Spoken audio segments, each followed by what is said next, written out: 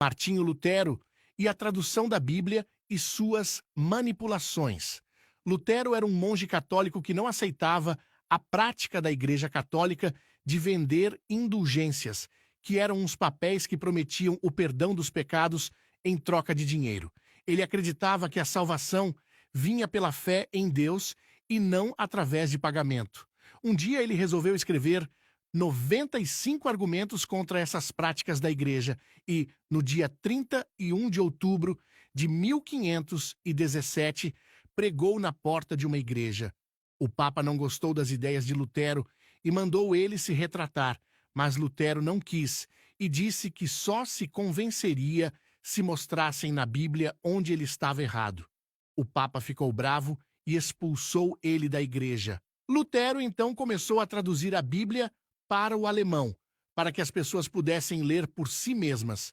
Lutero não queria criar uma nova igreja, mas acabou abrindo uma porta para que muitas outras surgissem, como as reformadas, as pentecostais e as neopentecostais. De fato, o povo começou a ler a Bíblia graças à tradução da Bíblia para o alemão. Antes da Reforma, a Bíblia era quase que exclusivamente em latim, uma língua que só o clero dominava. A Igreja Católica tentou impedir a leitura da Bíblia pelos fiéis que não eram clérigos. Também proibiu a tradução da Bíblia para as línguas populares, como o português, o francês e o inglês. Ela perseguiu e condenou os que se atreviam a fazer ou divulgar essas traduções, como John Wycliffe, João Hus, William Tyndale. A Igreja elaborou uma lista de livros proibidos, chamado Index Librorum Prohibitorum, e nesse índice estavam incluídas as traduções da Bíblia feitas pelos protestantes. A Igreja só permitia a leitura da Bíblia em latim, língua oficial da Igreja, mas que poucos sabiam ler. Hoje, a Igreja Católica não proíbe a leitura da Bíblia. Ela até promove a formação bíblica dos leigos através de cursos, grupos de estudo, catequeses, etc. Lutero colocou alguns livros do Antigo Testamento em um apêndice chamado de Apócrifos. Esses livros são Tobias, Judite, Sabedoria, Eclesiástico, primeiro e segundo Baruque e Macabeus, além de alguns capítulos de Esther e Daniel.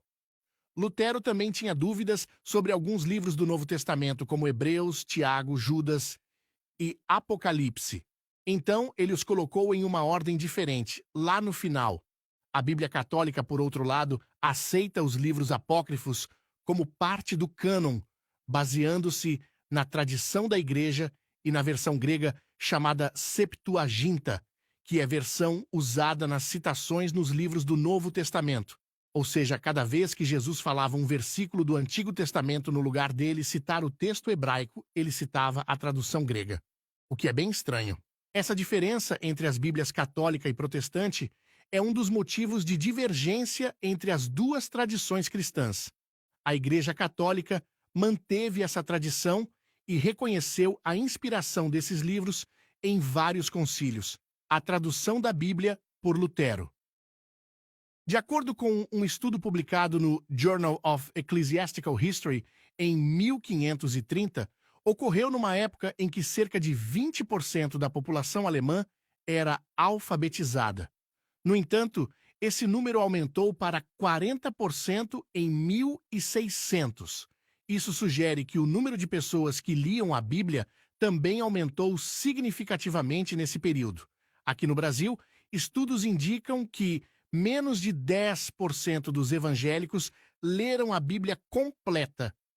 E a grande maioria, quando leem a Bíblia, lê apenas textos aleatórios, ou seja, textos sem conexão, o que leva as pessoas a nunca compreenderem qual a sequência dos relatos bíblicos.